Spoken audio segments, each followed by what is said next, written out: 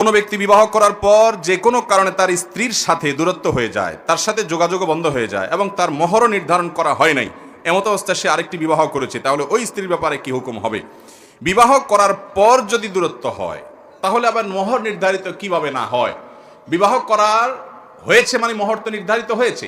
যদি কারোর মোহর নির্ধারণ করা ছাড়া বিবাহ হয়ে যায় তাহলে সেক্ষেত্রে ওই বিয়েতে ওই নারীকে মোহরে মিছিল দিতে হবে। যদি বিবাহের মোহর ঠিক হয় নাই কিন্তু প্রস্তাব হয়েছে, সম্মতি হয়েছে, দুজন সাক্ষীর উপস্থিতি ছিল, আগ্রহ হয়ে গেছে, তাহলে বিয়ে হয়ে গেছে, মোহরের উল্লেখ যদি না করা হয় তাহলে সেক্ষেত্রে ওই মেয়েকে মোহরে মিছিল পরিশোধ করে দিতে হবে। মোহরে মিছিল মানে হলো এই মেয়ের বোন এইরকম যোগ্যতার, এরকম গুণের, এরকম পড়ালেখার, এরকম কোয়ালিটির মেয়ের এই ফ্যামিলিতে এই আশেপাশে যেরকম মোহর হয়ে থাকে ওই রকম একটা মোহর নির্ধারণ করে সেটা দিতে হবে। ধরুন তার বোনরা একই রকমের পড়াশোনা, দেখতে শুনতে একই রকম, তার বোনদের বিয়েতে 3 লাখ টাকা মোহর ধার্য হয়েছে, তাহলে এই মেয়েকেও 3 লাখ টাকা দিতে হবে। এটাকে মোহরে মিছিল বলা হয় যদি মোহর ধার্য না হয়।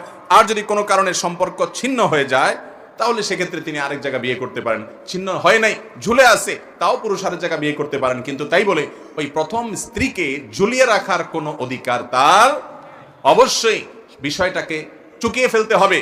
হয় বিশুদ্ধ পদ্ধতিতে তালাক দিয়ে দিবে যাতে অন্যত্র বিয়ে বসতে পারেন তিনি। অনেক অমানুষ পুরুষ আছে, স্ত্রীর সাথে সম্পর্ক কোনো কারণে অবনতি হয়েছে, তালাকও দেয় না, আবার তার সাথে সংসারও করে না, তাকে ঝুলিয়ে রাখে। এরকম অমানুষ আছে না নাই?